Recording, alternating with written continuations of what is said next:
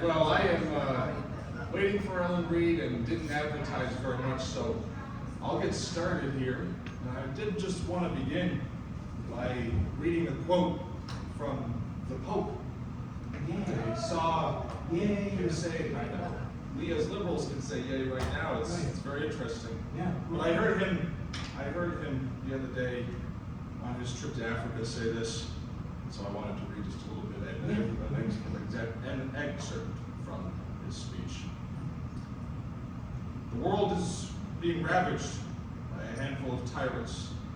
It is held together by a multitude of supportive brothers and sisters. The masters of war pretended not to know that it takes only a moment to destroy. A lifetime is yet often not enough to rebuild.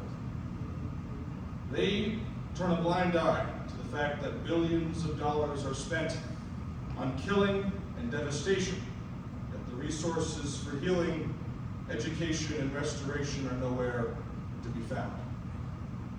Those who robbed our land of its resources generally invest much of its profit in weapons, thus perpetuating an endless cycle of devastation and death. Wow. Today, I'm a little dressed down. If you know me, this is dressed down. I'm dressed down because I was topography surveying with a woman named Sharon Monahan, who I'm sure all of us mostly know. And she is at the age of retirement, but telling me she'll never be able to stop working. And that's, I think, where the majority of the American people are right now. They don't live on their Social Security benefits. They can't live. And at the same time as these people can't live, death and destruction to the tune of, at the minimum, $2 billion is being done in Iran, Persia, the cradle of civilization in this world. And so tonight we'll talk about the legislature. We have Ellen Reed, who's on her way down from Concord right now, where we'll speak about some of the really important legislation that's going through our state's legislature right now. But I wanted to begin by grounding us in where the world is today. We are in a moment unlike any other. And this quote was particularly prescient based on who is leading our government right now. And in our attempt to change it, what we can do here at a local level is get together in these meetings, contact our state legislatures, legislators, and do whatever we can to, in the small forms of government that we have in this world, at the townhouse, at the state house, and hopefully eventually in the United States Congress, take back our government of, by, and for the people. So, I heard Pope Leo say that, and I just had to begin with that tonight because it's a very challenging world that we find ourselves in. It's hard to feel like things are going to get better when everything on the cell phone and the news and in real life seems to only get worse. But the birds still chirp, babies are still being born, laughing, crying, smiling. And so what we need to do as human beings is recognize that us in a human society, speaking to each other, looking at each other in the eye, and working as good as we can for as long as we can for the public interest, that's how we're going to save our society. So I am privileged to be here with Representative Leishman, and for the next hour we will take any and all of your questions. Mark? I'll just say that Pope Leo is so much better than Pope Pius XII, who had a concordat with Hitler. Yep. So the Pope can change in a generation. Because when I was growing up, Pope Pius XII was the yeah. That's a great point. And there's a lot of my Catholic friends are fighting for a new kind of Catholicism that is different from Pope. And there are people who are doing the Pope Pius. They said, oh no, we gotta go back. I think you're 100% right. I'm pretty sure the Catholic Church is looking at its history of what happened in 1933. Yeah. And Pope Pius was the one who first gave credibility to the Yeah. Nazi Party internationally. Yeah. And so I think that the Catholic Church is very aware of its history. Oh, yes. And I'm very glad that the Catholic Church is doing whatever it can to stand up for world peace right now. It is a real battle Yeah. within the Catholic Church. And there are wonderful Catholics who are fighting every day on the right side. Because they're fighting for what they believe Jesus said. Really. Right. It's a pretty powerful thing. Yeah, it is. So what's on everybody's mind? I wonder what was on your mind, Peter. Yeah, do you want to give We me a haven't heard from statement? you yet. Well, I don't have any quotes from the Pope, at least. No, we need to keep religion out of politics. So, Well, no religion, excuse me, not sure. we just have separation of church and state. Well, we can't. Texas. So we are meeting the legislature, this is, I guess, I don't think it's on. This one's on. I'll talk loud. Oh, good. I can hear you. So we are meeting tomorrow. There's one or two bills that might be of interest to you. One is increasing tolls. It came out of the Public Works Committee last week in the Animus, believe it or not, to increase tolls by almost double. I think like Hooksett, for instance, is $1 now for a passenger vehicle. It will be $2 if the legislation passes tomorrow. And this is a bill that came out of the Senate. So kind of interesting, a unanimous vote out of the Public Works Committee to increase tolls by doubling most of them. So originally that was for people who weren't residents of, Yeah, that's been taken out. They were gonna, now it's everyone? everybody, yeah. There still will be a discount for New Hampshire residents with the Easy Pass, but I think it's about 30%. 1% off or something? I think it's about 30%. Wow.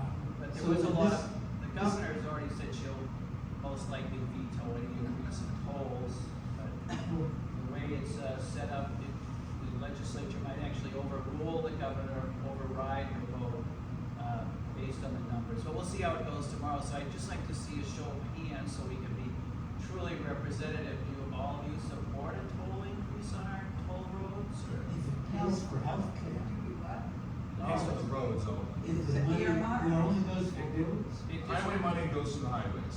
Yeah. But it hasn't been raised for quite a long time, has it? It's been decades, I believe. Yeah, I think that's part of what people need to know. So it looks like we're kind of split. When Those in we- Well, the favor? money that came in to fix the road was this lower section of New Hampshire to get more tourists to go north. That's what happened, what, 2 years ago? Or 3 Yeah, it's only on the turnpikes, like Spalding Right, and Bridge. but the improvements were done to get more tourists here, not our lean streets and roads that need repairs. Yeah, we won't benefit over here directly. So that gentleman, you're definitely opposed. I won't be, and I'm not like anti-tax or Yeah. anything, I'm a Democrat too, and I work in Cheshire, but for that, I'm just thinking like, you know, as a young person, I'm a person that goes from Dublin all the way to Durham every single weekend to go over there. And I mean, I just feel like spending even more and more money on certain tolls and stuff like that, it's brutal, we're already struggling to live out here, I mean, and I'm not opposed to funding the highways, I just think that there might be better sources of revenue that could be softer on working people and other people. Like what? Well, I was gonna say cannabis was gonna be my first thought. So we're pretty divided, I guess, on that, looks like about a 50-50 split. That's good, 'cause I think you support the toll increase, right? I have it in the past. Oh, we might be on the same side. I'm of the same mind as you are, Nick. I think that at this moment, raising the toll price while the legislature refuses to do any action on revenue in any other form, and in fact is putting in place budget caps on a municipal level, trying to destroy the property tax system, pricing people out of their homes. I'm not looking for your toll increase. I'll tell you that It's right just now. brutal. You it's absolutely legal, and for the people who actually live hand to mouth, $5 tolls actually does matter. And so I'm not gonna support, the toll increase, and I think that there are other places we can find highway funds, so. that's Peter, my- you said you haven't in the past. In the past. Where are you standing now? I was taking a read from the crowd here, and it looks like it's split, so that's interesting. Maybe we'll have to split our vote tomorrow. Maybe. Well, it's not often you can directly vote on a specific tax, which we kind of just did there. Usually, the property tax we vote on fairly directly, and now you've given us the opportunity to vote on the toll tax directly. I know you guys will vote on it directly, but we don't. We get to vote for you, and then you represent us. So it's an indirect situation. I voted for the toll, the increase in the tolls. If it hasn't been raised for a long, long time, the state needs money desperately. I would love to see, I remember at another, one of these forums earlier in the year, I think, Joni, you mentioned a tax on second homes, I think. And I think that's something that New York City is doing now. I think it's a great idea. I love the idea of taxing people who can afford it as my go-to tax for large amounts of revenue. I'm sure the person who has the second home doesn't think of himself as a wealthy person. Why not? Well, that's the way of the world, but they are, if they can afford a second home, then that's someone who can afford an additional tax increase. But I would vote in favor of a toll. I'm not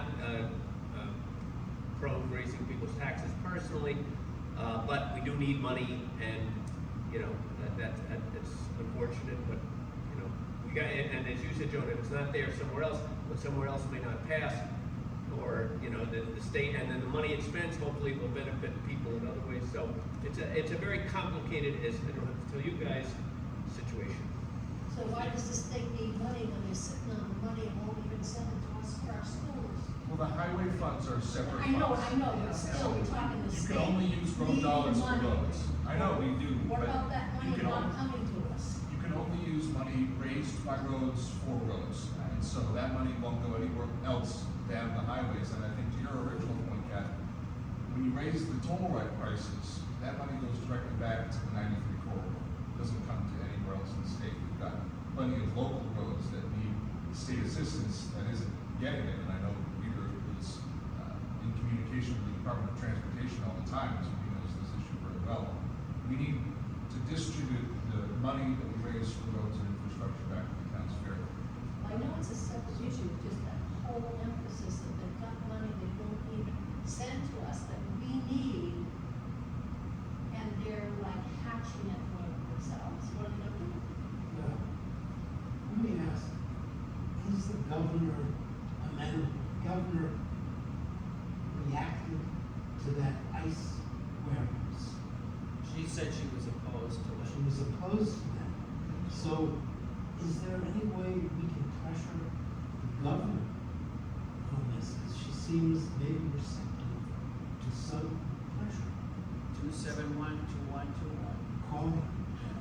Is that what you suggest? Call or, send a regular letter. Don't try emailing. I don't think she'll ever see that. No, not email.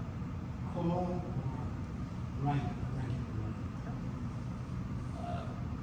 On a similar note, I had a bill that went through the House to assess a fee of $5 on boat registrations, which would raise about $600,000 to repair our 256 dams in the state.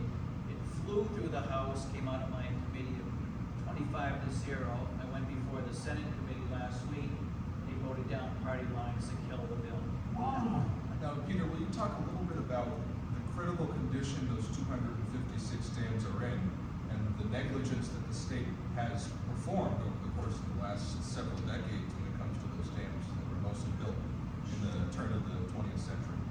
So we have a number of dams, even in Peterborough. We can almost see one right here. A lot of the dams were built for manufacturing back in the 1800s. The mills are gone. businesses that relied on those dams are gone. So the state, in their infinite wisdom years ago, thought, well, we ought to take these dams over. Well, now they're becoming a maintenance nightmare. And like I said, there's 256 of them. Some are very small, no impact dams, but the impoundments like Lake Winnipesaukee, there's a 10-foot impoundment for Lake Winnipesaukee. So if you drop the lake by 10 feet, you're gonna have a lot of those homeowners with boats on the rocks. But my Republican friends feel that it needs to be addressed at a later date with the Department of Environmental Services that has a bureau called the Dam Bureau. They're begging for help. The cost of repairing these dams, they've looked over like a 20-year period, is about $400 million. You either repair them or you breach them, but if you breach the dam, then you will eliminate the pond or lake, a lot of it behind. For instance, this dam out here by the bank, it's probably like 4 or 5 feet, but if you drop that in the summer, the river will be just a trickle through there. So you lose a lot of that nice effect of having a dam by removing it. So that's an issue that may be discussed in the next legislative session. Again, I was surprised at the state senators, but they told me on the side that the governor was going to veto that too, so they're trying to protect her as well. Why was there a logic? What No, did they're they trying to think? figure that out for a while. What did they say? Did they use any? Well, they just, Argument. no, they just listened, and then when the vote came up, the vote was 3-1. The one Democrat, Representative Rosenwald, she voted for it, and the 3 Republicans voted against it. So I think it's gonna be heard tomorrow on the Senate floor for the full Senate vote, so it'll be down party lines. But there's, that's just one of the many examples that, oh, here we have the star of the show. I was gonna sit back here. When did you ever take a back seat, you know? I started in the house, I have the very back seat. Ellen This is sits right behind Ellen us. Reed, and we have Peter and I the pleasure of sitting next, or in front of her in the State House. And I brought Ellen today, and I want to basically let you have the floor on this issue, because she's the champion right now on a piece of legislation, HB 1633, which would, we have a sexual assault survivor's Bill of Rights. It tells sexual assault survivors when they are assaulted and they go to the hospital or the police, what their rights as an assault survivor are, the right to a rape kit, etc. I won't get into this. But these assault survivors in our hospitals and the rest are not being told their rights. The people who are supposed to be giving them their rights based on statute, state statute, are just not giving them their rights. They're not showing them what they are entitled to by state law. And so Ellen proposed a very simple piece of legislation, very simple piece of legislation, which would have mandated that these facilities must show a card that goes through the survivor's Bill of Rights, and then also says that every sexual assault survivor is entitled to a rape kit. That's in the rights already. It just is notifying There you them go. of that fact. There you go. Just don't they forget? They just don't get, they will deny you a rape kit, actually. We had testimony about that fact. Really? So Ellen Reed has been in the State House for a decade now. She's been one of the most active legislators, but poo-pooed by people on both sides as a result. Because she's unafraid, she's honest, she's unabashed, she's from Memphis, so she doesn't have that New England niceties that we all have. She's tough, let me tell you. But she's tough, and she's You getting, take the girl out of Memphis. she can't take the Memphis out of the girl. And the speaker has banned her. It's sort of a soft ban. They can't enforce this kind of thing. He's not allowed to do that. From the anteroom, the House's chamber outside of the House chamber, and then other House facilities on any day that's not a session day. They did that because Ellen was emoting herself in the hallway outside of the Senate hearing. And it wasn't like she was being belligerent. The senators were saying things that were abjectly wrong, and she got emotional and she yelled. She did the yell outside of the hallway. But it wasn't disruptive, and you could barely hear it inside the room. But as a result, the speaker, who has taken no action on a number of people who have totally disrespected the decorum of the House of Representatives and the institution itself.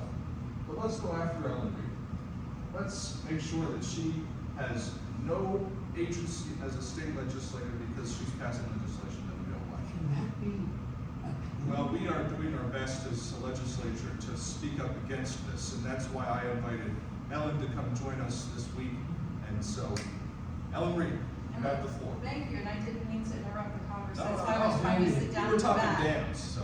Dams? Yeah, we're talking dams. My town has a dam, that I was on the chair of energy environment, I went to see about retrofitting hydro. Yes, so I have been in the House for 10 years. My name's Ellen Reed, I represent Newmarket, Newfields. And so I guess the story starts 6 years after I became a representative.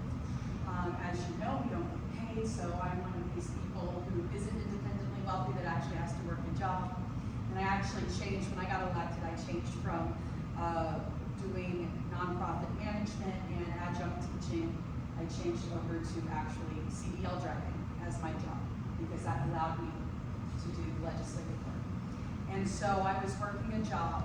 And just so you know, my background for the legislative background, I am prolific. I do a lot of housing work. I've done a lot of free and fair elections work.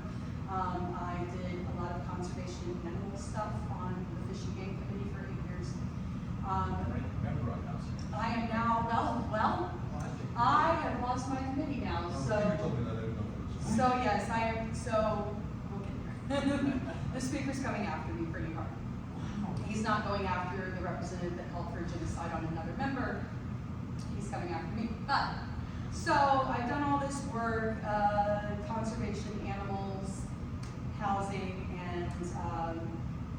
and free and fair election stuff. I'm the, if you know ranked choice voting, I am the ranked choice voting girl of New Hampshire. That is my bill, and it's been my bill every single year for 10 years. So anyway, I was working at my job, and I was assaulted by a coworker. I was drugged. I know that I was drugged. I woke up with him massaging my hand. I tried to go to the bathroom to vomit.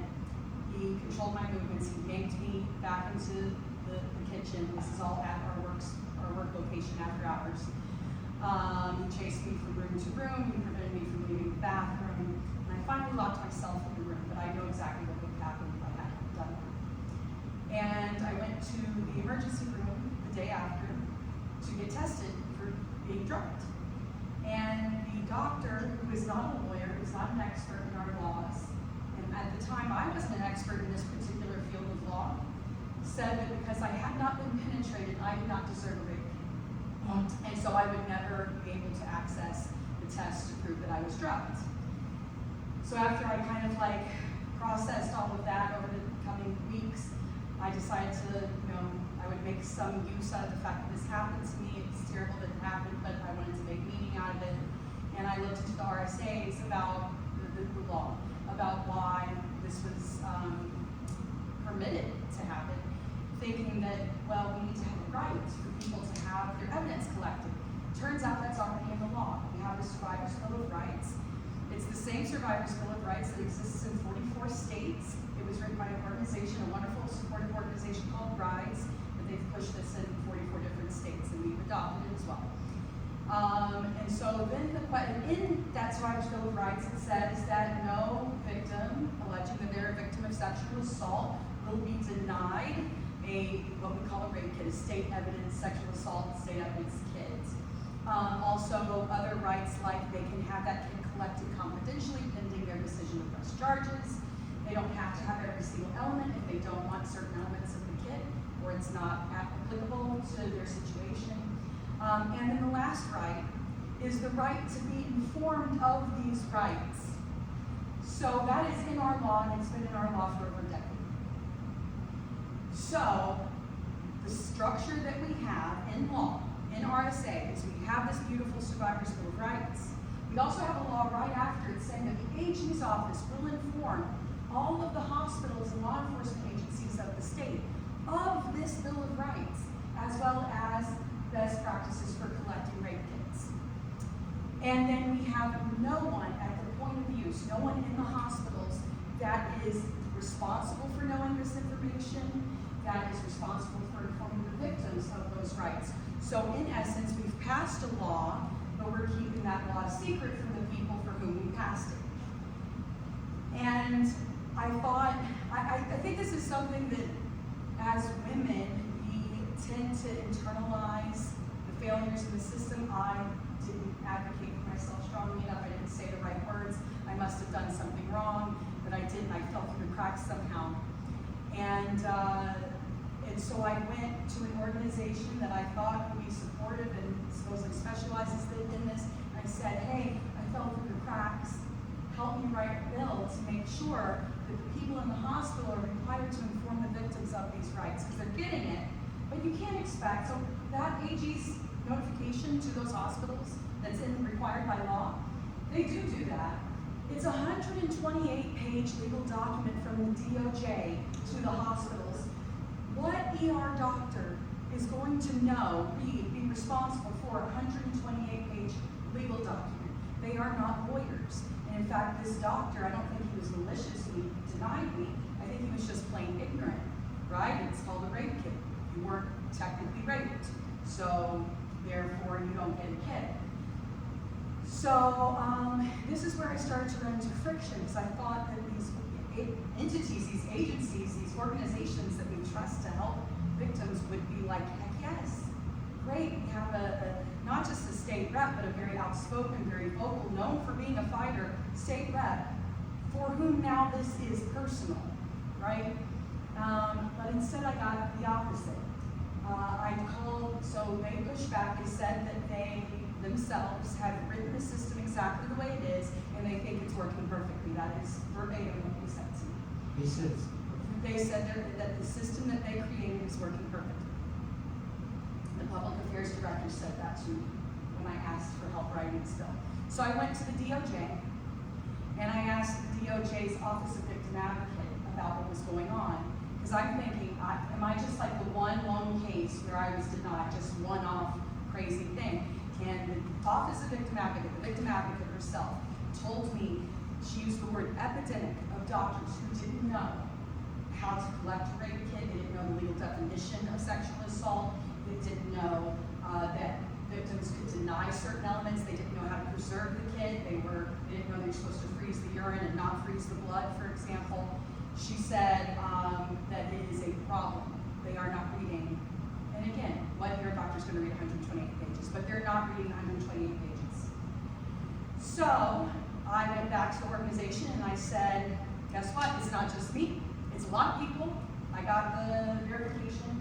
So you can either write the bill for me and I'll put it in, or I'll write it myself and put it in, but either way, it's going in. They didn't help me. They showed up to the hearing, and this is 2023 when it first started. They showed up to the hearing and they said that victims, the context being like me, ones that are drugged, technically, physically, sexually assaulted, but escape rape, escape their attacker, did not deserve an evidence kit. They use those words, they're on video using those words. They also said that if they collected all these extra evidence kits on all these other cases, it might sometimes hurt their case if it proves that the accused was actually innocent. Which, like, who were we prosecuting? So that bill passed the House unanimously in 2024 and got to the Senate, and that same organization then, I was very pleased that I was able to overcome all their arguments and get it through the House. But in the Senate, lobbyists matter a lot more than in the House, right? We have 400 people. No one organization can lobby all 400 of us. So there's a lot more direct democracy at work in the House than in the Senate, where really the whole game is lobbyists. So the lobbying entity in question had the Senate put on a non-germane amendment without a hearing, which is actually against procedure, and that non-germane amendment stripped out notification entirely and simply replaced the Office of Victim Advocate with themselves. It was just a pure power grab.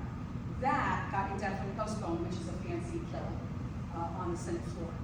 And that brought me to this term. So I put it back in this year. HB 1633 is what Jonah was referencing.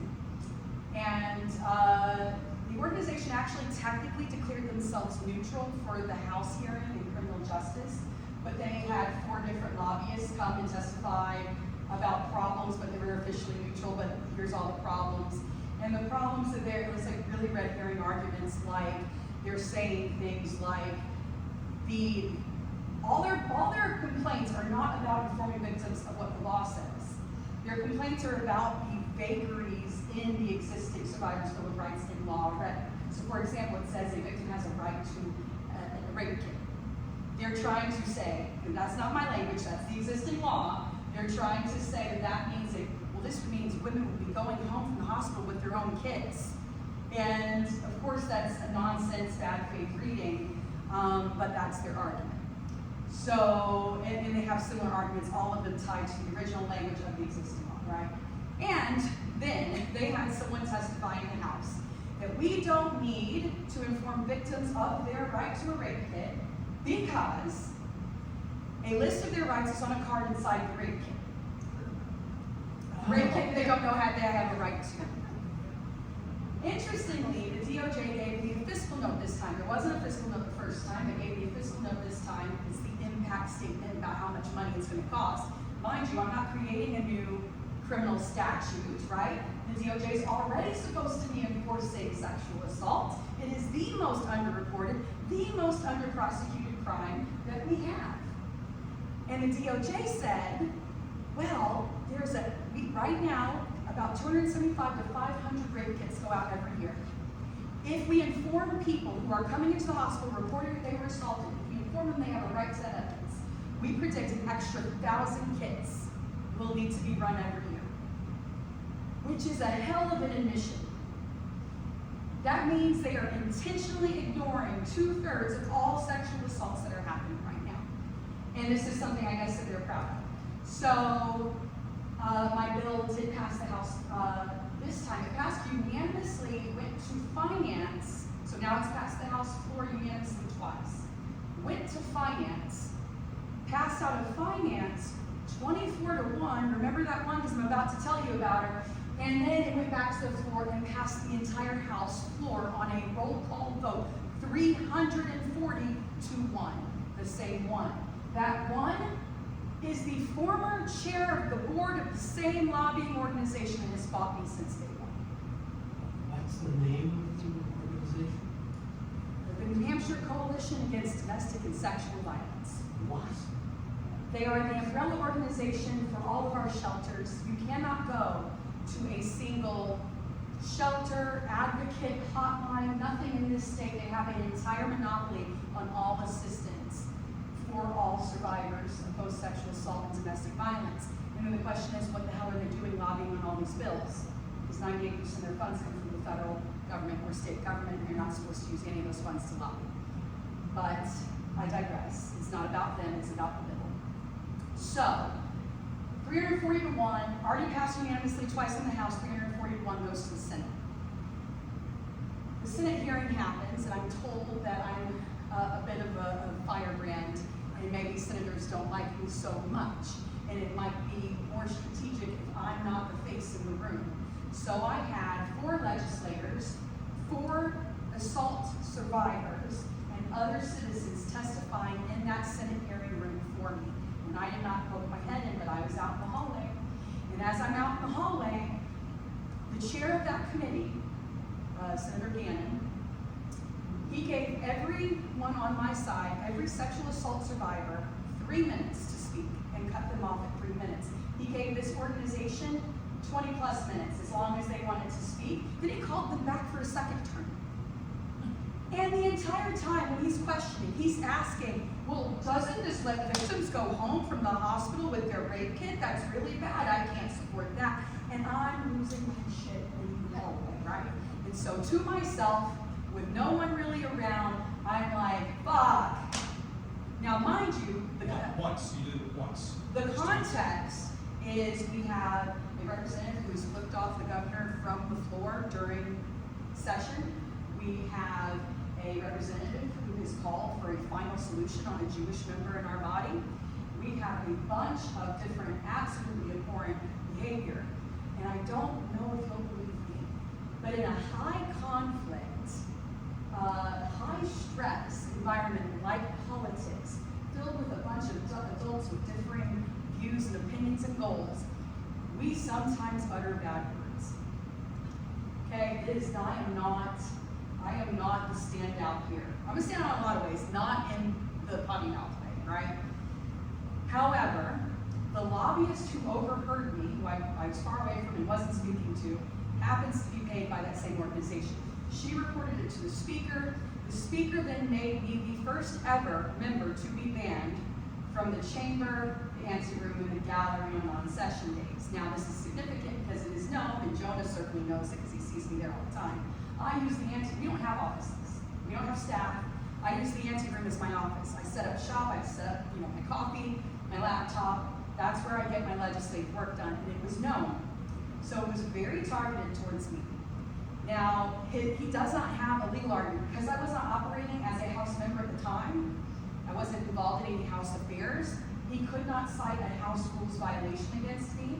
So he cited the disorderly conduct, the criminal disorderly conduct statute, and said that he felt that I violated the law and therefore was banning me, first ever member to be banned. So we don't think he has a legal ability to do that. He's also citing his power to do it. Is the section of our rules that gives him the power to say ban food from the chamber or prevent certain distribution of literature. It's never been used to ban a member, ever.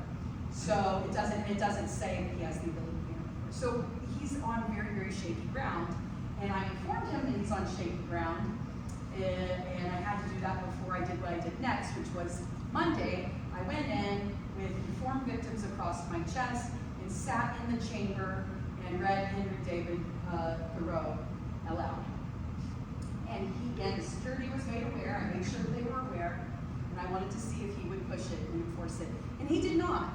He blinked, because he knows he's not on solid ground. But then the next day, yesterday, he informed me that actually I have been removed from my committee, which means I am deputy ranking member of housing, House Housing, done a lot of housing work, and he's officially removed me. However, yesterday was the last day of our committee, so we're done for the session. So it was basically a nothing gesture to just punish me because he knew he could not legally enforce his ban on me. And so now the Senate committee has voted to kill the bill, and the vote in the Senate is tomorrow.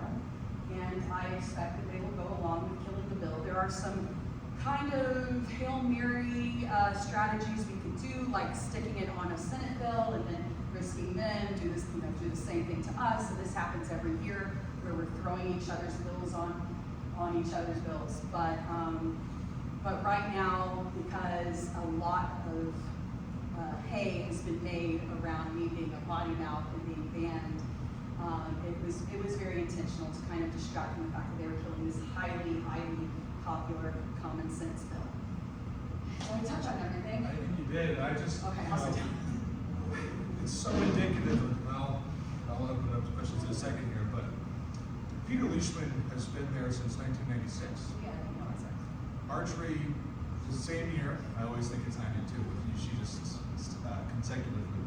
But I have the privilege of going to lunch with you every session day, and Marjorie as well. Peter, has it ever been this bad before? Probably end up dealing with Bill O'Brien was Well, I was looking for a We specific only had example. about 140 members.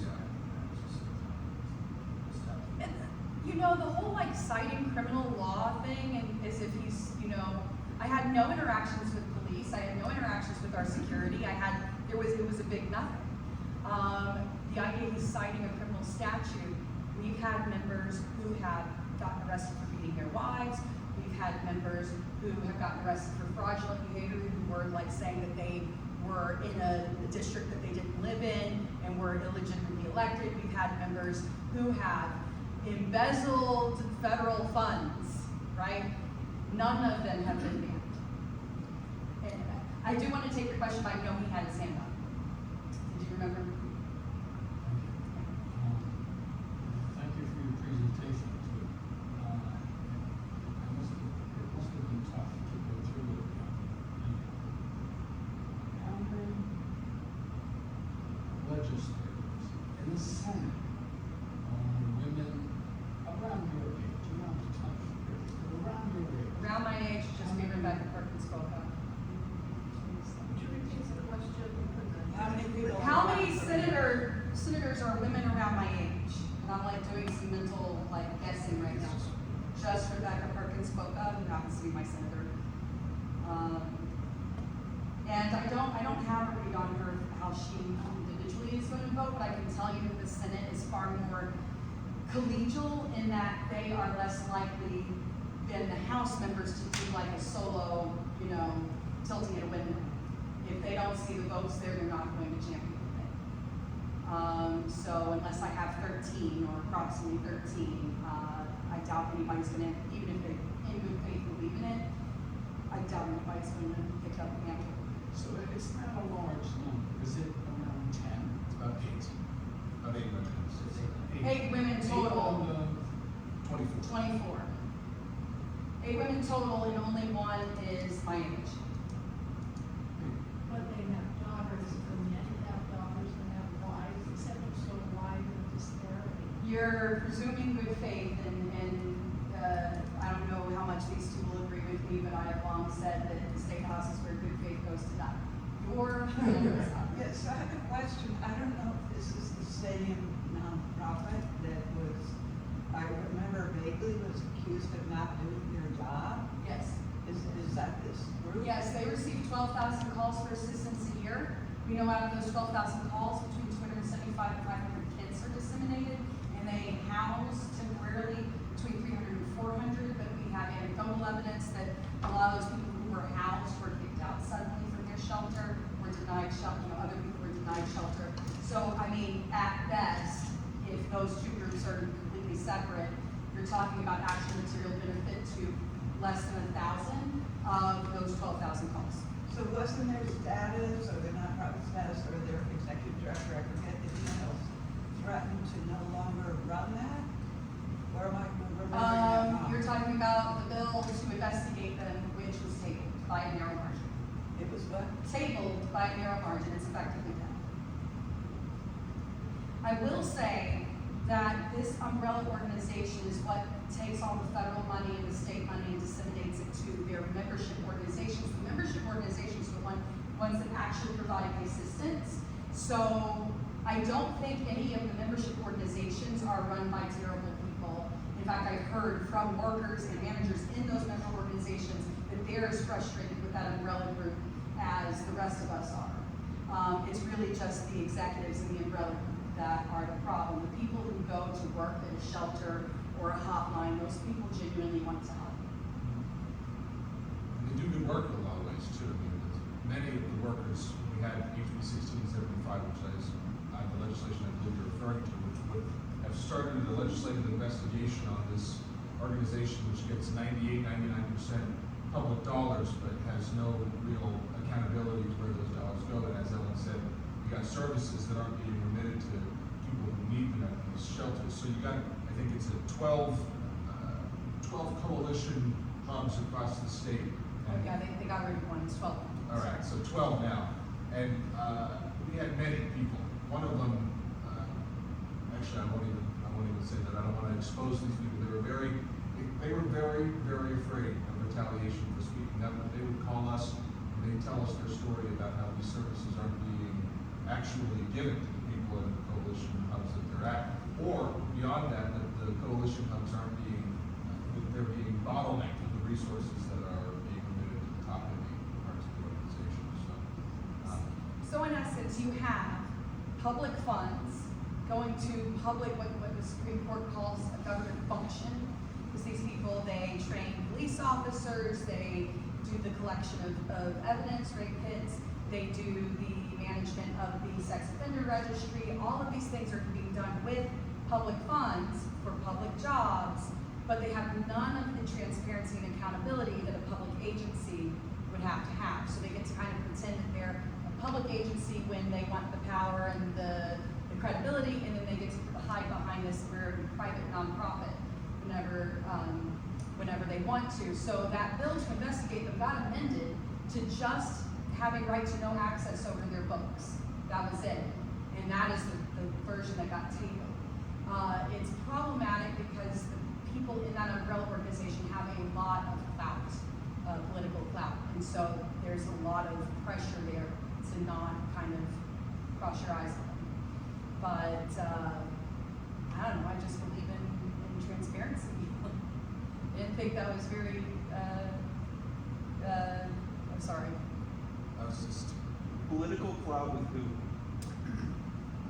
Primarily the Shaheens. Don't know how many are fans of Jean Shaheen. I'm a hard left Democrat, but you know, it is what it is. So, Do you think anything's changed since this whole Epstein? I think the yes, I think the groundswell is building for more transparency and more accountability. And weirdly, this organization, through like 3 orders of connection, can be connected back to Epstein. I will explain exactly how. They received $500,000 to lobby for this California billionaire named Henry Nicholas. He has this organization, it's basically seen predominantly as an attack on the rights of the accused, but he spent millions of dollars in multiple states trying to push this constitutional amendment to basically take away some of the rights of the accused. And this organization took about $500,000 to lobby. They're not allowed to lobby. They're a 501c3, so they have to keep lobbying down to 5% of their private donations, which ends up being about $11,000 a year, and yet they lobby on 150 bills a year with 5 to 7 lobbies. Math is not mathing, but they took $500,000 from this guy. By the time they took it, this is 2018, by the time they took it, he was known, you can look him up. He was in trouble for securities fraud. He had gotten in trouble for battering his partner. He had 5 felony convictions for drug trafficking, involving this really weird situation where he had smeared feces on his girlfriend's face and she was overdosing in the hotel room and he wouldn't let the cops in to save her. Really bad situation. He also was in a 2007 ABC News article, you can look it up, it's called Billionaires in the Bedroom. 2007, before we knew what an Epstein was, right? And this article covered the sexual proclivities of 2 billionaires. One was Henry Nicholas, who, by his own admission, has a $30 million, his words, sex and drug lair underground under an equestrian estate in Nevada. And the other billionaire that they covered in that article, you'll never guess, has a little St. James Island and is a New York financier by the name of Jeffrey Epstein. So when I was working on this just a few weeks back, I said, hey, is there any chance Henry Nicholas is in the Epstein files? And someone at the table looked it up 430 times. So the billionaire that paid this coalition organization $500,000 to lobby, which was already legally shaky, is in the Epstein files 430 times. Would you go back, or were you making that connection with Billy and Jeannie and Stephanie too? I don't have the particulars on all of that. I really don't. And you know, my whole goal here is to get people aware that we have a law saying that survivors have a right to be informed of their rights, and their rights include a rape kit, and I'm fighting the very last organization I should be fighting on that. So I do believe we need transparency. I do believe there's some problematic stuff that looks like it could have been illegal, and we should be looking into that, and nobody is right now. What you're saying is Shaheens. Yes, so the public affairs director is someone who is very well connected herself. She's married to the political director of WMUR, and she has worked very heavily on the previous Shaheen campaigns. So that's our current senator, not Stephanie. What journalists are really working either with you or someone else to bring this forward and keep it in front of the citizens of this great state of New Hampshire? So as I said, WMUR is out because the political director is married to the public affairs director for the organization, right? On the Seacoast side, our senator, who is on this same committee, the committee that heard my bill, the senator works at one of the 12 organizations, and she is married to the person who basically ran for a very, very long time all of the Seacoast media, and that's All Childers. So- just to add on to that, I mean, to get to what Ellen, the way the press office is completely empty most days. Yeah. WMUR has their camera in there sometimes, but they report on the legislature in minute-and-a-half increments at the end of the political show on Sunday. And it's not usually substantive. It It's isn't usually substantive like at all. This whatever happened has a and that soundbite. happened in Bing. So bing, bong, bong, and it's about 3 points. They make them very quickly, and then it makes you think that, oh, everything's fine up in the legislature. It's all going great. Instead of focusing on the moments in committee where people say, I mean, there are plenty of moments of footage, bits and pieces, news reels, muckraking to be done under the Golden Dome. Nobody's doing it. Nobody's writing any stories about Ellen Reed. Well, in depth. Nancy West is Nancy in depth. West, has done it's a some. great point, and it's free. Nancy West is also free too, so it's a great point, I forget about it in depth. Most of the media here, NHPR does media. And It's HBR paid, did a story, a couple stories. and Josh has done a decent job on your being banned, actually. But the crux of it is, when Leishman started in the legislature, the press room had many, many people from many different. It was packed, as Peter says. It was packed, full of local newspapers from across the state who had bureaus to report on the legislature. We, luckily, the Monadnock Ledger Transcript contracts out with the Concord Monitor for Charlotte Matherly, so she's writing a column about the legislature in both of those papers, but that's really the only local paper that's got a column on what happens up in the State House. So to answer your question, are there journalists? I mean, like you said, there are a couple of stories and things like that. Is there someone comprehensively investigating what Representative Reed is talking about? The answer is no. There's a couple podcasts that are looking into it, Gracie Valley. Gracie Gatto is. Well, a little broader question about November. So Jason Osborne's term ends. All of our turns in. Yeah, so he thinks he's gonna win again. Who's running against him and what's the process for somebody? Who's running against Well, Auburn is a ruby red district. Jason is gonna win his seat if he puts his name on the ballot. No primary is gonna happen against him because he's the majority leader and everyone's scared. And no Democrat will win in Auburn. Jason Osborne will be in the legislature next year if he chooses to put his name on the ballot. What needs to happen if we want him not to be the majority leader or the speaker of the House of Representatives, which is kind of funny, but he's running for it. You know, there's 3 candidates right now. Sherm has announced that he's not running. He has served for the last 6 years as speaker, got into that role after the death of Dick Hinch. And so the Republicans have had a leadership vacuum for a long time that Jason has filled. And as a result, he's got a lot of sway with about a good 70 members of that caucus. And so that's a really strong, solid base. I'd say it's a more solid base than any other prospect for the speakership has. And so he could be speaker, but there's also Steve Smith who's running against him for the caucus leadership, and then Jim Kofalt, who serves from Wilton, Temple, and New Ipswich. And so. Call me hopeful. You're presuming the Republicans take. Well, that's what I was just about to House say, though. That's what I'm trying to get to that. The way to stop Osborne is main number 1, for the Democrats to take the majority. So for us, like we were talking about at Tom's house at the Peterborough Democrats meeting on Wednesday of last week, I was like, it's been a long week. I've had 5 hours of sleep in the last few days. So, but the people who we were talking about it on at Tom's house, and Peter and I are going to send out a list of the Democrats who are running in towns near us, and then the chances and prospects of them winning. But there are towns near us like Jaffrey Ridge and Dublin where Dick Ames isn't running again, but he's got a replacement in Alan Davis who's running again. I'm sure you know Alan Davis pretty well. And he's a really good guy. He's a really good guy, strong person, would make a fantastic representative. But he's gonna need the people here in Peterborough to come help him get elected. And that's gonna be the case across the board. So what can we do? It's not necessarily going to Auburn and knocking on doors that we know are gonna elect Jason Osborne. It's staying here in the region, going to Jaffrey, Dublin, and Grange, and the other sort of purple districts, Hillsborough being another one of them, and then getting those people elected so that we, as the Democratic Party, take the majority, and then he doesn't have a chance Can Oh, I to get even a be little speaker more of the granular? majority leader. I'm gonna get a little bit more granular about the strategy. So, I am actually hopeful that if we even have elections, that we're gonna, if we have free and fair elections, as we should, I mean, we just had a special election, what was that, R+17 that we flipped?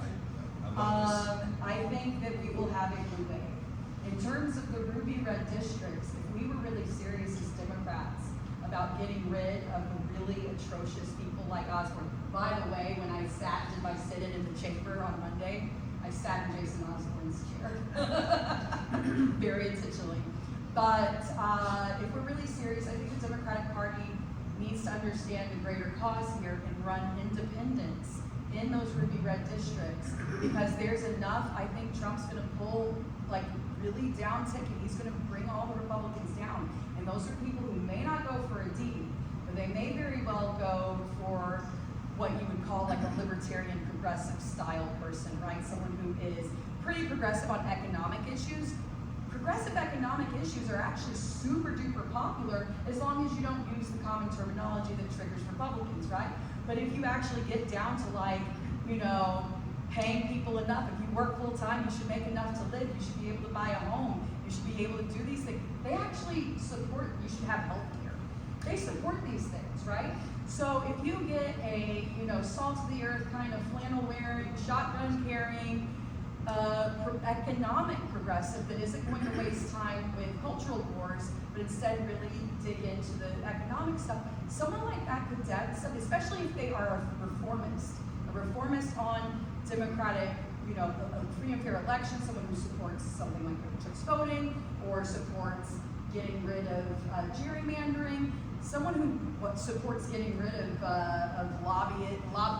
corrupt lobbying practices and corrupt campaign finance practices, someone like that could win, I think, considering the wave in a very ruby red district. So if Democrats were smart, they would start supporting in these districts independents who would be those. But I mean, I've asked the Democratic Party to do things like that in very red districts, and they kind of just ignore me. So I would have thought that'd be a sign. I tried to run someone against Spillane. So, something that you just brought up, you said you're a pretty hard left Yes, Democrat. founder of the Progressive Caucus that I don't even associate now because they're not progressive enough. And that is exactly my question. Please tell me about your experiences, all of you, with the Progressive Caucus. Uh-oh. Well, Ellen is the founder. Oh, okay, I'm the founder and I'm the first chair, and when I was chairing it, we met every week. We had a task list, we had point people on every committee, and we sent out recommendations, and it was all according to our values document, which was, I think the current caucus has completely gotten rid of. The values document had 12 core principles, policy positions that were unquestionably progressive. I am, just so you know, an outspoken socialist. I've literally held up the Communist Manifesto in session before. So that's how far left I am. It was more to troll the Republicans, but I recently got in the news because I think it was Jason Osborne or Sweeney said something from the well about every person in the chamber has said they were against an income tax, and I went up and declared a point of personal privilege, which is what you do when you're insulted. And I said, I, for one, have never said I'm against an income tax. And actually that got a lot of respect because I'm being direct, bold, and honest about my positions, and I'm acting in good faith. But to the Progressive Caucus, so there was a bunch of, I mean, I could spend an hour telling the story, and I'm not going to, but essentially what I find, let me get really broad, every occupation attracts a certain kind of personality because occupations are self-selecting. So like if you like people, you might become a nurse. If you like kids, you might be a teacher. Turns out if you are a clinically diagnosable narcissist, politics is where you go. Wow. And Who would have guessed? Who would have guessed? Who would have guessed? That or Hollywood. The ones who aren't attractive enough for Hollywood go to politics. But the problem is that even with my Progressive Caucus, which I started in all these, you know, it was originally kind of quietly between me and a few friends called the Bernie Caucus. I was a surrogate on both of Bernie's campaigns.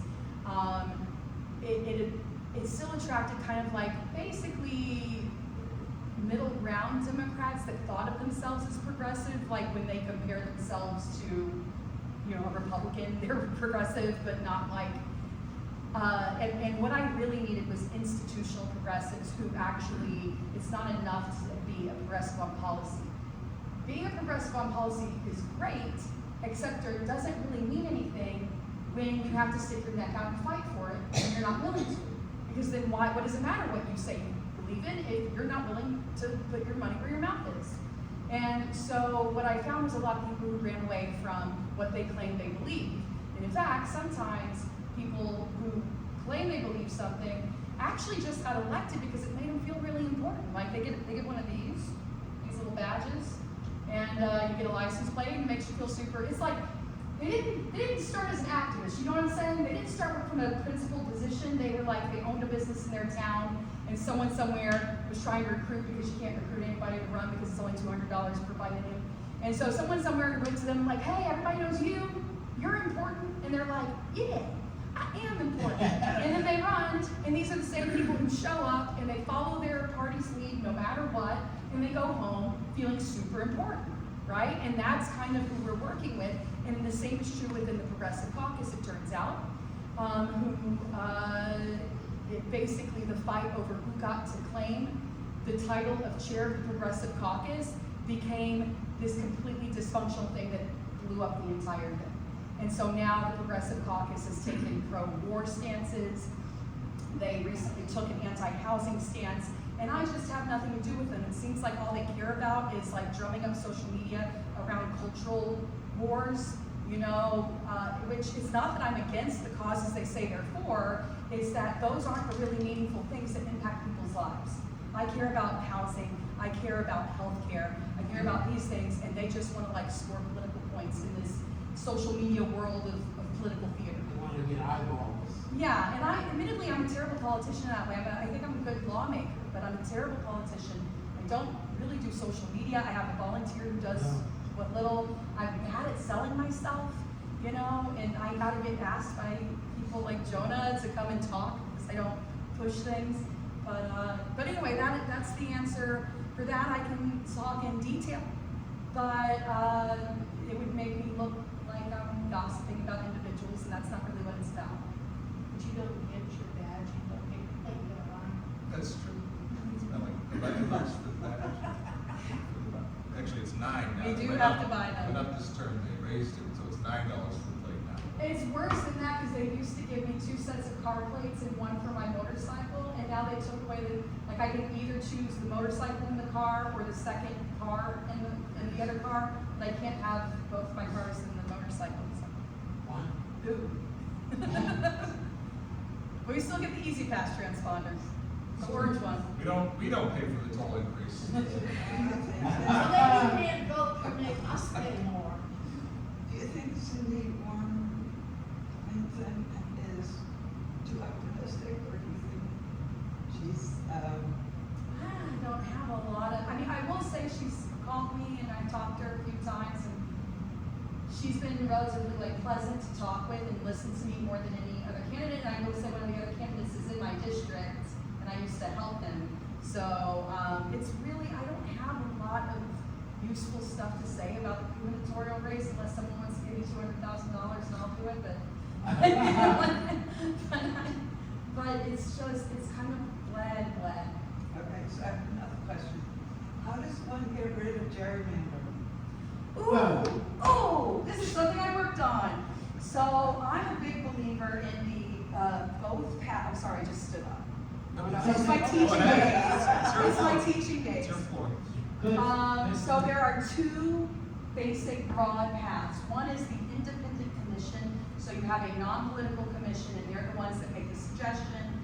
And then the legislative body votes on whatever their suggestion is. It's still open to the political process because we're still voting on it. We have to vote on it. And then you have the algorithm-based one, which I love, which is really where it basically works on the same principles as Google Maps, right? And it basically says we're not going to look at anything. We're just going to look at the town boundaries, the county boundaries, and make it as contiguous as possible. So the opposite of the salamander, right? It's like make it a sphere, as close to as possible as a sphere without crossing town and county boundaries. I like the dual approach, where you come up with that, then anything that needs to be slightly adjusted can be done by the independent commission. And then I believe we should require a supermajority to vote in the body to vote on that proposal. So they can't just by a simple majority override the recommendation. So that's my proposal, but, you know, I'm happy to entertain others. She's only been working on elections for her entire time. That's how I got my start. Before I got elected, I worked for Open Democracy in New Hampshire Rebellion. I also was the state lead for Stamp Stampede, which is Ben Cohen of Ben and Jerry's organization. His whole thing was getting money out of politics. He had stamps. You literally stamp your money to say, which do not use to buy politicians or something like that. So that's how I got my start. And then, because I was like this good little liberal activist that felt called on all these different fronts, right? I felt called on war and healthcare and all these different things. And I realized that the reason we're not seeing progress on any of these things is because we aren't in charge of our government anymore, right? And that it wasn't until we reclaimed our republic that we could actually see progress on any issue, regardless of whether you're a typical right or left-leaning person. It doesn't matter because it's the corporations that control the government, right? So that's kind of how I got my start and why I put in all of my Anti-Citizens United stuff when I first got elected, and then ranked choice voting and all that. So. No, you're good. Yeah. When Ellen said she's not a very good politician, because she doesn't use social media very much, thinking of the fact that I too I'm not very good at social media either. And I did Ellen wrong here, so I want to apologize to Ellen by not advertising this more, because she was just fantastic. And I'm looking forward to having her back here in the future.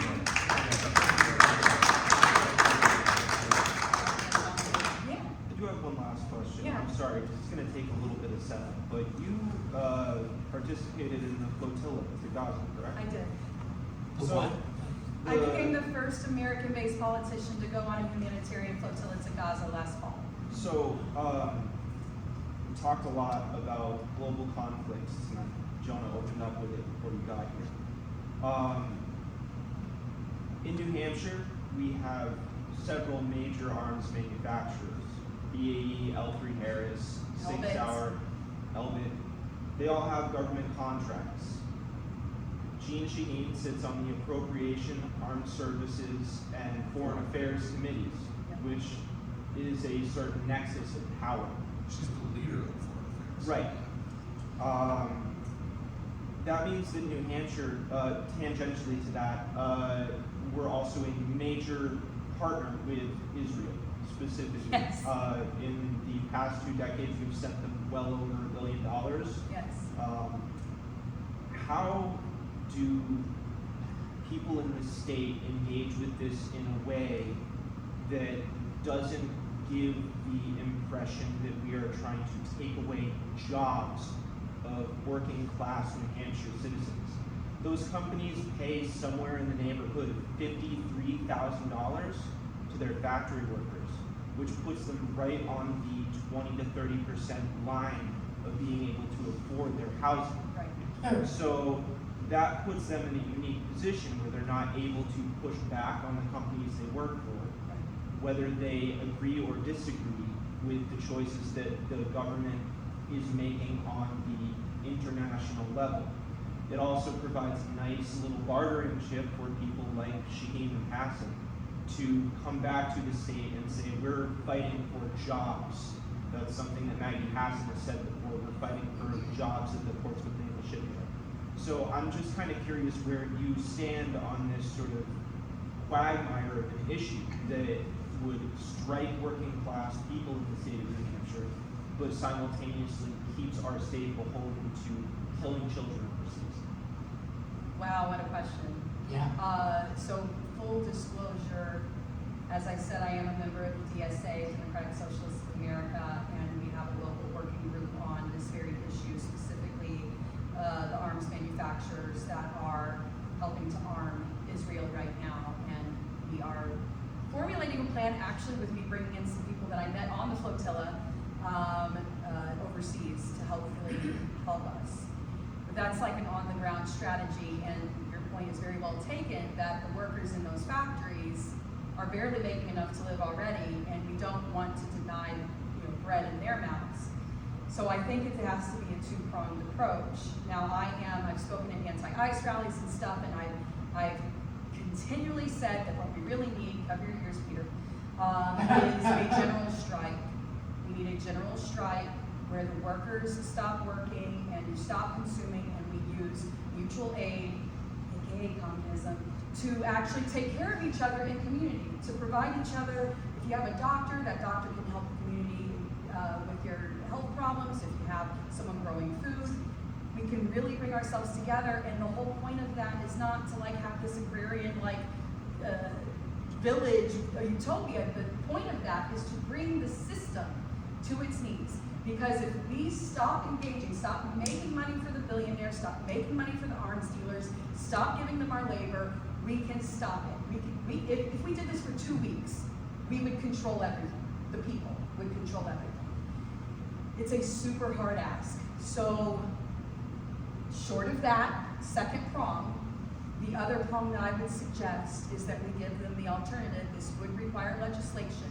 I have proposed, basically you could call it a central bank, a loan program for the state of New Hampshire that would help people buy homes, would also help them consolidate student loans, which is a huge hurdle to buying loans, to buying homes, and also manufacture low-cost, highly effective housing.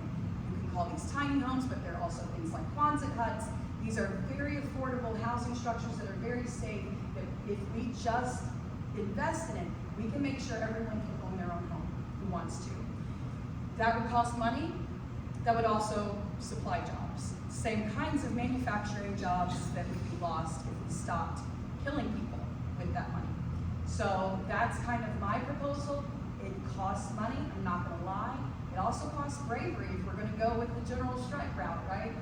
But I think that we have to, because, I mean, where do you want your money to go? Do you want it to go to having homes for your neighbors so that they don't have to live month to month worrying if they're gonna get evicted by their landlord? Or do you want it to go to killing little brown kids on the other side of the planet?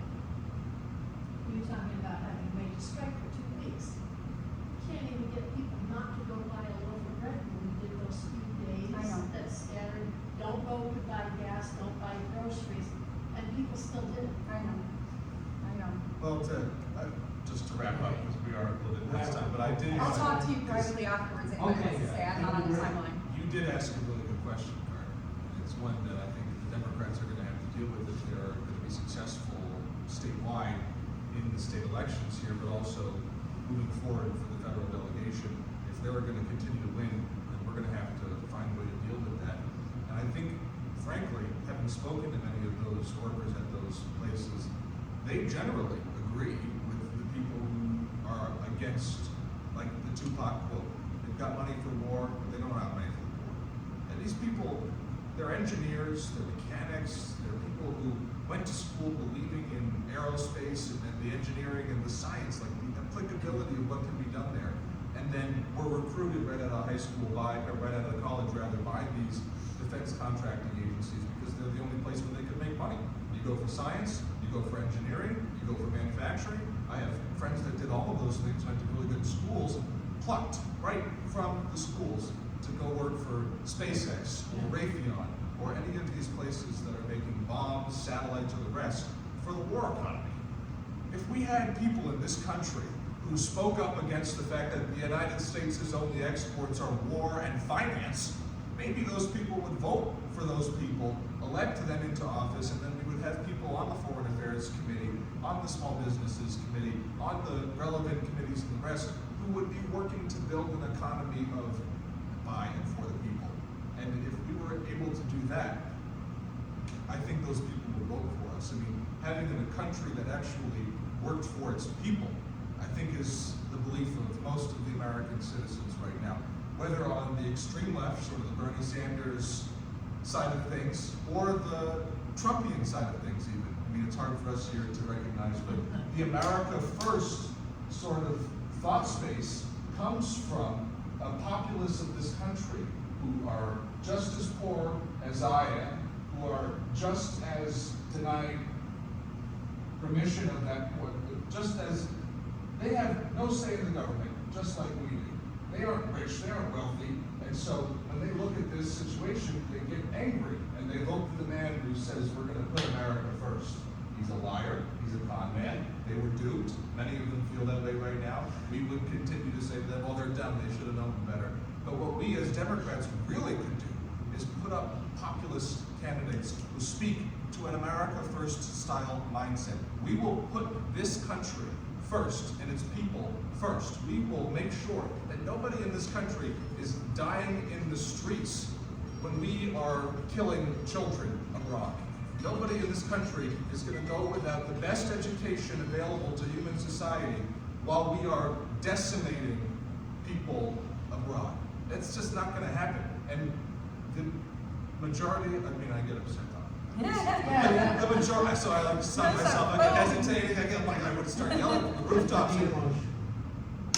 The American people don't want a country of war and finance. They don't. They don't want a country that's just pushing out digits on a screen and then bombs destroying Mesopotamia and the cradle of civilization.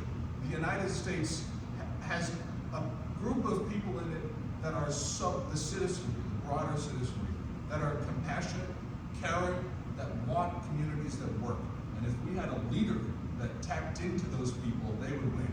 And I think we could beat Jeannie Shaheen, Maggie Hassan, John Sununu, any of the establishment kind of candidates with that populist, and that would win that election based off of the votes of many of the workers who are making $53,000 a year or a little bit over that, on the brink of not being able to afford life in New Hampshire. They would vote for an economic populist that spoke to a country that actually took care of its citizens. I just want to say that you encapsulated what the problem is. We need a leader. Yes. Democrats don't, so like what I have found to be true, the populist Democrat, the Bernie Sanders style leftist, is like when the Democratic Party is at their strongest in their opposition, right? It's not like, you know, if the Republicans are in office, oh, we're too weak, and the Democrats are in office, we're still too weak to do anything. But boy, oh boy, have a populist Democrat, leftist come up, and they will go full force against that person. Democrats don't, it's almost like they don't understand that when we say leaders, like you're voting to be a leader, you're a leader in the country, you're supposed to be leading. Well, They with follow. leading, you have to articulate. Yes, they You will. have to speak. You have to be emotional like you two. Well, don't, because I say the F word when I get emotional, so. No worries. That's fine. That's okay. I don't. No, but, so Republicans have learned that you lead by leading. They don't run from their voters' opinions. They say, this is what you should believe. And this is how they took those impoverished Trump won voters who also liked Bernie, right? Those were the same people who liked Bernie, but they were just too low information to understand the discernment between the two different policy positions. And so they went for Trump, but now they've bought all of the propaganda and all the hate and everything. And I would say if you voted for Trump 3 times, you completely swallowed that Kool-Aid, right? And so I wouldn't necessarily give them all that good faith that you're giving them, but at the There's a same, lot of them out there. at the same time, they're also, why are they leaving? Iran. They're leaving Iran because they're leaving Trump based on the Iran war and the bombing of Venezuela, because these are people who actually, they do want their money going to good things here at home. They don't want their money going overseas. No? No, you're right. I have a caveat. Yeah. I don't think, I think America First is fine, I don't think America only. is Right. Okay. That's what I was gonna push back on I it mean, as well. Look at USAID, look what we've done. I agree. That's- So what I would say. Isolationism is provably wrong-headed for the world. So- And I think that the world is actually seeing that right now. And the American people are seeing that right now. And when the Democrats speak up and hopefully show the stories of the good, I mean, there's plenty to criticize with the way USAID and international aid in the empire that is the United States has been set up. It's not actually aiding the people in a lot of ways. But there are plenty of stories to be told by people who were critically aided by USAID and other international programs from the United States that will tell the story about. And isolationism, that's not America First. America First is making sure that our people are taken care of without destroying the world as a result. And I think most of the people support that as well. I think America First was a false narrative that was created to distract from the actual issue. Because I was a member of Occupy back in the day, and on the right, well, Occupy Occupy Wall Street. Occupy Wall Street, sorry, Occupy. You know Occupy everything. So actually, I did Occupy Boston, but you know, there's Occupy New Hampshire. But the point is, at the same time, as you may recall, there was another movement on the right, the burgeoning Tea Party.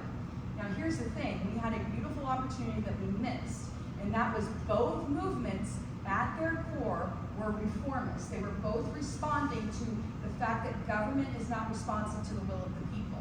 Now on the right, they were sold this propaganda that the reason was that all the money was going to brown people and immigrants and oh my God and everything, and that's your enemy. And so that's why that became America First. But at its core, it was reformist of a corrupt government. And I was trying to get the people at Occupy to actually bring in the Tea Party and say we would be unstoppable if we both aligned on this one reformist issue, get money out of politics, stop it with the bullshit, with the electoral corruption, and actually get government to function the way we all learned it's supposed to function in 3rd grade.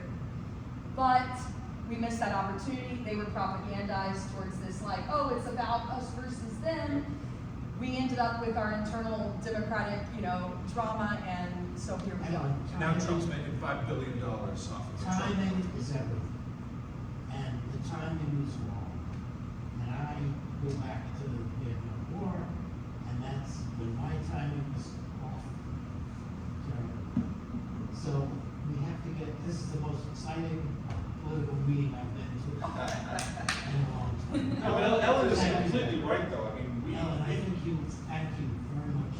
yeah, for doing thank you, this. Ellen, for coming. Of course. It really is. Sorry it's a bit of a hike and I underestimated how long. Yeah, I mean, it's great.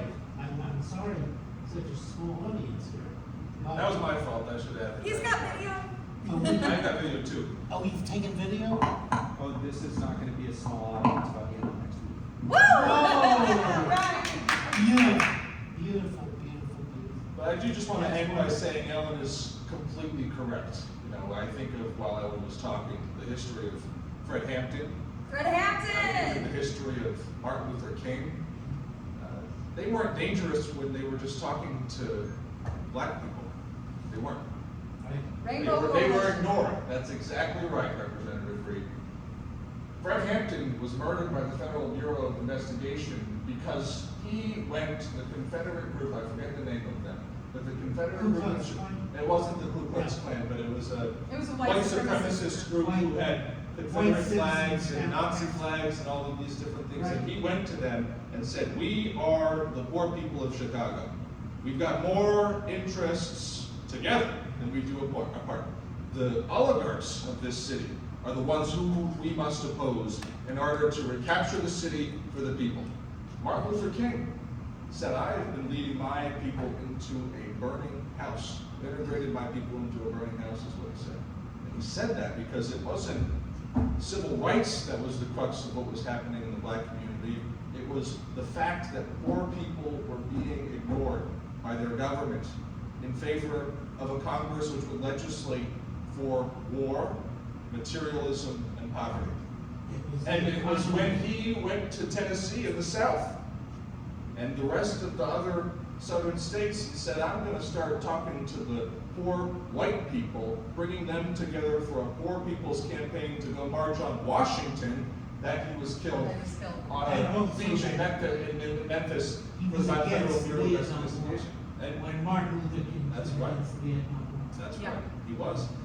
And so we here, with much less against us than those people had back then, should do everything we can to put the political blinders aside and start speaking to each other as human beings. Because there is a small group of extraordinarily wealthy, powerful people who are trying to build a digital prison around us all. A control grid, excuse me, Mark, that will not get us out of it.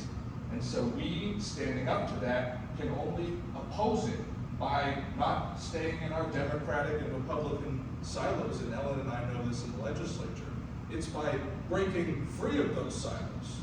And Peter knows it too, having done it for some 25 years in the legislature too. The only way to get things done is breaking free of those silos, working with each other as legislators, human beings and moving forward to advance the issues that we have in our state. I work And so- better with the Liberty folk on the right than I do with some of the establishment Democrats. And so there really is, I think, an opportunity to change this country, to save it, but we have to do it by treating each other. We're gonna have disagreements, we're gonna have fundamental disagreements, but treating each other with a certain level of respect. And I think has been lost in this digital world. That's the heritage that Leo comes from. That's right. He grew up in Chicago. That is right. That is right. Everybody in Chicago is in CSM. So thank you all.